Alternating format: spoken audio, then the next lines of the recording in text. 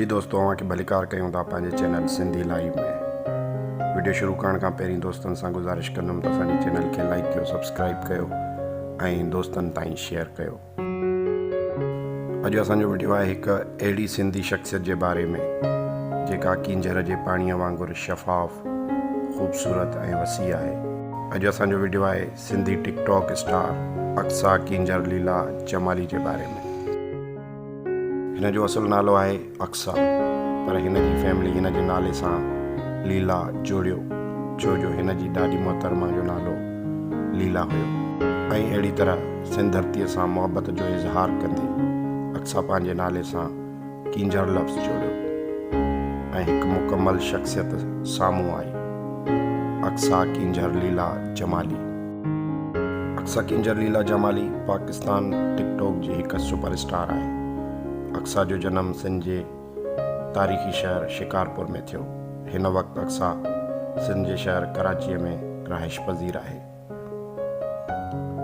हिन वक़्तु अक्सा जा टिकटॉक ते 3.7 मिलियन याने 37 लख फॉलोअर्स आहिनि। उन खां अलावा अक्सा हिकु सिंधी टीवी चैनल जे प्रोग्राम खे होस्ट करे रही आहे। अक्सा कींजर लीला जमाली पंहिंजी तालीम कराची यूनिवर्सिटीअ मां हासिलु कई। अवां खे वधीक ॿुधायूं त अक्सा मोहतरमा बेनज़ीर भुट्टो जी तमामु वॾी परिस्तार या साराईंदड़ आहे ऐं संदसि जी धीउ मोहतरमा बख़्तावर भुट्टो जी वेझी दोस्त पिणु आहे ऐं उन जी शादीअ में शिरकत पिणु करे चुकी आहे। अक्सा जी पसंदीदा शयुनि में आहे कार ड्राइविंग ऐं साइकिलिंग। हिन हिकु इंटरव्यू में ॿुधायो त हिन खे हर उहा शइ पसंदि आहे जंहिंमें फीथो याने टायर हुजे। उहो शायदि हिकु इत्तफ़ाक़ आहे त अक्सा सिंध धरती सिंधी सकाफ़त सां तमामु घणो प्यारु कंदी आहे ऐं फीथो यानी टायर अॼु खां 5000 साल पहिरीं मोहन दड़ो सिंध में ईजादु थियो।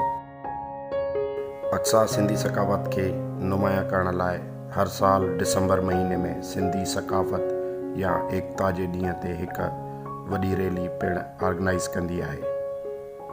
उन रैलीअ जो आगाज़ त अक्सा ऐं हिन जे कुझु सहेलियुनि कयो हुयो, पर हिन वक़्तु उहा रैली हज़ारनि जी तादाद में थींदी आहे जंहिंमें अक्सा जा मदाह ऐं टिकटॉकर्स शामिल हूंदा आहिनि। अक्सा कींजर लीला जमाली पाकिस्तान टिकटॉक जी हिकु नुमाया शख़्सियत आहे जंहिं पंहिंजे शॉर्ट वीडियोज़, परफॉर्मेंस, लिपसिंग सां सिंधी सकाफ़त खे पूरे पाकिस्तान में तमामु घणो प्रमोट कयो आहे। अक्सा पंहिंजे सिंधी सकाफ़ती लिबास जे करे पूरे पाकिस्तान में ॼाती ऐं सुञाती वञे थी। अक्सा कींजर लीला जमाली ॿुधायो त हूअ तबियत में हिकु शरारती, हमेशह ख़ुशि रहण वारी छोकिरी आहे। जी दोस्तों, त हीअ हुई हिकु नंढड़ी मालूमात सिंधी टिकटॉकर अक्सा कींजर लीला जमाली जे बारे में।